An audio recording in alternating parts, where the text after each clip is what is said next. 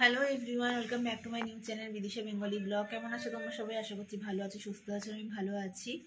এই অবস্থায় যতটা ভালো থাকা যায় সেটাই চেষ্টা করছি, কারণ এই অবস্থায় সবাই বলে, বড়রা বলে যে যত ভালো নিজে থাকবে বাচ্চাও তত ভালো থাকবে। তো দেখো সকাল সকাল ঘুম থেকে উঠে পড়েছে, কারণ এই সময় না মানে টাইম মেনটেন করাটা, রুটিন মেনটেন করাটা খুবই ইম্পর্টেন্ট। কারণ আমার সকালে ব্রেকফাস্ট আছে, তার ব্রেকফাস্টের পরে অনেক আমার মেডিসিন নিতে হয়। তো সব একে একে করবো ভাবলাম। প্রেগনেন্সির টাইমে আমি সারাদিন কি করি না করি সেটা তোমাদের সাথে শেয়ার করি। আর বাইরে দেখো প্রচণ্ড রোদ, দেখো বিছানাপত্রের অবস্থাও খুবই অগোছালো। কিন্তু এই অবস্থায় বিছানা গোছাই না, যেদিন করে হাজবেন্ড বাড়ি থাকে ও গুছিয়ে দেয়, নইলে মা বোন অল্টারনেটিভ গোছায়। কারণ বিছানা গোছাতে গেলে একটু এরকম ভাঁজ হতে হয়, তখন ভীষণ কষ্ট হয়। আর জানো, এই অবস্থায় মা আমাকে একটা গলাতে ঠাকুরের মাদুলি দিয়েছিল, তো সেটা আমি পরতাম রোজ। এখন দেখছি হঠাৎ করে না আমার এখানে একটা অ্যালার্জি বেরিয়ে গেছে, দেখো।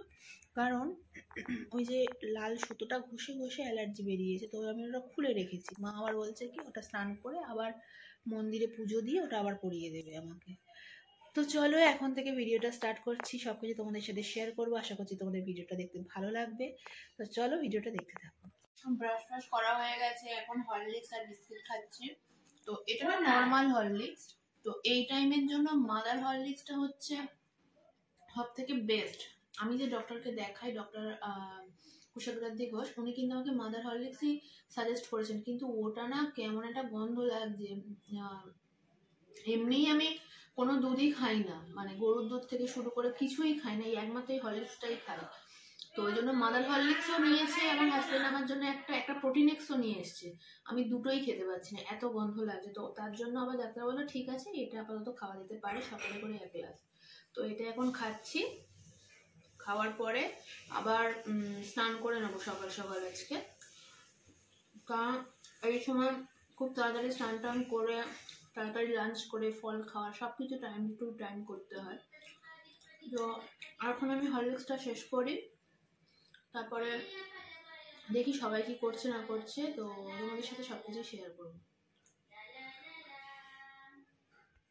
দুপুরবেলা ভাবলাম স্নান টান করার পরে লাঞ্চের সময় একটু ভিডিও করব, কিন্তু কি শরীর খারাপ হয়েছে আজকে, মানে আমি কি বলবো। ভাত খেয়ে যেন মানে এমন বমি করেছি, মানে শরীর ভীষণ খারাপ হয়ে গেছে। পুরো লম্বা ঘুমিয়ে পড়েছি, লম্বা টানা একটা ঘুম দিয়েছি। আর আমি ভিডিও করতেই পারি, মানে চোখের অবস্থা দেখো, চোখটা পুরো কালো হয়ে, মানে কথা বলতে পারছি না, কিন্তু তোমাদের সাথে সব কিছু শেয়ার করিস। তো সেই জন্যই এটা আমি জানালাম যে এই সময় সবাই বলে যে মাছ মাংস খেলে প্রবলেম হয়, কিন্তু সত্যি কথা বলবো আমার না প্রেগনেন্সিতে মাছ মাংসতে কোনো এখনো পর্যন্ত প্রবলেম হচ্ছে না। আমি খেতে পাচ্ছি, কিন্তু খাওয়ার পরে পরেই বমি হচ্ছে। অনেকে যেমন গন্ধ নিতে পারে না, আমি গন্ধ নিতে পারি, আমার গন্ধেতে কোনো প্রবলেম নেই, কিন্তু আমি খাচ্ছি, খাওয়ার পরে বমি হয়ে যাচ্ছে। এটা খুব কষ্টকর। যে ভাতটার মানে বাড়িতে আজকে ট্যাংরা মাছের ঝোল হয়েছিল, সেটা দিয়ে জাস্ট এইটুকু খাচ্ছি, তো বমি হয়ে গেছে। আর এখন তো বেশি খেতেও পারি না, করতে পারি না, খুব শরীরটা খারাপ। তো ঘুমিয়ে পড়েছিলাম, উঠেছি, মা এসে ডেকে দিয়েছে, উঠেছি, ভাবলাম তোমাদের সাথে অনেকক্ষণ কথা বলতে পারিনি, একটু শেয়ার করি। আর দেখো সন্ধেবেলা মা আমাকে মুড়ি দিয়েছে খেতে, যেহেতু ওবেলা বমি করেছে। আমার না এখন মানে খুব ঝাল খাবার খেতে ইচ্ছা করছে, মানে ঝাল ঝাল একটু না স্পাইসি খাবার। দোকানের খাবার তো ডাক্তার একদমই মানে বারণ করে দিয়েছে, খাওয়া যাবে না। তবে অনেকে যেমন টক খেতে ইচ্ছে করে, আমার অতটা ইচ্ছা করে না। যেমন খুব বাড়িতে বানানো চপ, বড়া, এইসব। তো আমার মা আমার জন্য এই দেখো বাড়িতে সিঙাড়া বানিয়ে দিয়েছে, জাস্ট আলু দিয়ে, দেখো বাড়িতেই বানিয়েছে। তো এটাই খাচ্ছি, একটাই দিয়েছে আমাকে, মানে মুখের স্বাদটা চেঞ্জের জন্য। তো সিঙাড়াটা সত্যিই ভীষণ ভালো হয়েছে খেতে। তো একদিন তোমাদেরকে আমি এরকম সিঙাড়ার রেসিপি শেয়ার করে দেবো, মা কীভাবে বানায়। তো দোকানে দেখবে সিঙাড়াতে আলুর তরকারির মধ্যে না বাদাম দেয়, মা ওরকম করে না। মা প্লেন দেখো আলু কেটে এরকম তরকারি করেছে, সেটা পুর হিসেবে বানিয়েছে। দেখো মুড়ি লেগে গেছে। আর আমার মুখে না স্বাদ চেঞ্জের জন্য দিয়েছে, তো আমি এই গোটা সিঙাড়া আর খেতে পাচ্ছি না। মানে না খাওয়াটা মানে অন্যরকম ইচ্ছে হচ্ছে, হঠাৎ একটু ঝাল খাই, হঠাৎ একটু টক খাই। তো স্বাদ চেঞ্জের জন্যই মা মানে বেশি বানায়নি, অল্পই বানিয়েছে, আমাকে একটা দিচ্ছে, আমি দিয়ে হাফ খেতে পেরেছি, আর খেতে পাচ্ছি না। তো এখন শুধু একটু সাদা মুড়ি খাবো, আর এরপরে একটু চা খাবো আর কি। তো চলো কি করি না করি সবকিছু শেয়ার করবো, আর একদিন অবশ্যই আমি তোমাদেরকে শিয়ানের রেসিপিটা শেয়ার করে দেবো। ডিনার করা হয়ে গেছে, তো এখন ডিনার করে এসে চুলটা আঁচড়াচ্ছি। সারাদিনে যেন চুলও আঁচড়াই না, শরীরের যা কন্ডিশন। তো রাত্রেবেলা হলে কিন্তু চুলটা আঁচড়াই, যত কষ্ট হোক না কেন। আর এখন চুল আঁচড়াবো, মেডিসিনগুলো সব খাওয়া হয়ে গেছে, চুলটা বাঁধবো, বেঁধে তারপর একটু মুখে নাইট ক্রিম লাগাবো। মানে যত কষ্ট হোক, এটা মাঝে মাঝে লাগাই, মাঝে মাঝে এনার্জিও থাকে না, তো আজকে ভাবছি একটু নাইট ক্রিম লাগাবো, তারপর তোমাদের সাথে কথা বলতে আসি। চুলটা আঁচড়ে নিয়ে দেখো, এখন না বাড়ি থাকি সব সময়, তো বেশিরভাগ তেল ইউজ করি।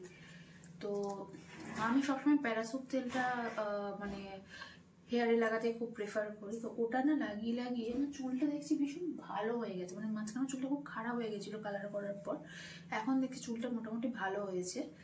তো তোমরা ভেবো না প্লিজ, কিন্তু আমি জ্ঞান দিচ্ছি, কারণ আমার চুল অনুযায়ী কিন্তু প্যারাসুট অয়েলটা বেশি স্যুট করেছে, তাই বললাম।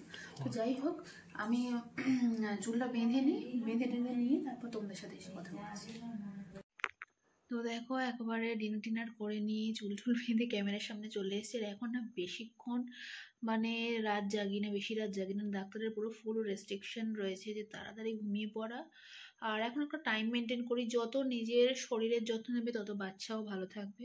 এটা মা বা বড়রা সবাই বলে, তোমরাও জেনে থাকবে। আর তোমরা অনেকেই জানতে চেয়েছো আমার এখন কত মাস প্রেগনেন্সি চলছে। আমার হচ্ছে এখন 5 মাস, মানে 5 মান্থ প্রেগনেন্সি চলছে। তো সামনেই একটা অকেশন আছে জানো তো, এই 5 মাসে শুনেছি পঞ্চমৃত এরকম একটা কিছু হয়, আমার মায়েদের মুখ থেকে শুনেছি। তো ওই অনুষ্ঠানটা হবে এই 2-1 দিনের মধ্যেই হবে। তো সেটা কেমনভাবে হয়, সেটা ঘরোয়াভাবেই হবে। তো সেটা কেমনভাবে হয় না হয় সব কিছু তোমাদের সাথে ভিডিও শেয়ার করব। আর প্রেগনেন্সির ডেলি ভিডিও তোমাদের সাথে শেয়ার করবো বলেছিলাম। প্রেগনেন্সির সময় কী বলতো, বেশিরভাগ টাইমই শুয়ে রেস্ট নেওয়া, একটু হাঁটাহাঁটি করা। তো এর বেশি আর ডেলি ভিডিও আমি তোমাদের সাথে কিছু পাচ্ছি না, সত্যি শরীর দিচ্ছে না। তো খুব ছোট করেই একটা ভিডিও শেয়ার করলাম, তো তোমরা আশা করছি তোমাদের ভালো লাগবে। তো যাই হোক, এখন খুব বেশি বাইরের ভিডিও তোমাদের সাথে শেয়ার করতে পারছি না, কারণ বুঝতেই পারছো এই কন্ডিশনে তো সবসময় বাইরে গিয়ে মানে ব্লগ করা আমার পক্ষে পসিবল হচ্ছে না। তাও যতটুকু সম্ভব তোমাদের সামনে তুলে ধরার চেষ্টা করছি নিজের ডেলি ভিডিও, কীভাবে প্রেগনেন্সিতে আমি নিজে ভালো আছি, বাচ্চাকে ভালো রাখছি, এইসবগুলো। আরও সামনের আরও অনেক ভিডিও তোমাদের সামনে শেয়ার করব। যাই হোক, ভিডিওটা এখানে এন্ড করে দিচ্ছি। যদি ভালো লেগে থাকে প্লিজ আমার চ্যানেলটাকে সাবস্ক্রাইব করে দিও, লাইক করো, কমেন্ট করো। দেখা হচ্ছে পরের কোনো ভালো ভিডিওতে। সবাই ভালো থাকে, গুড নাইট।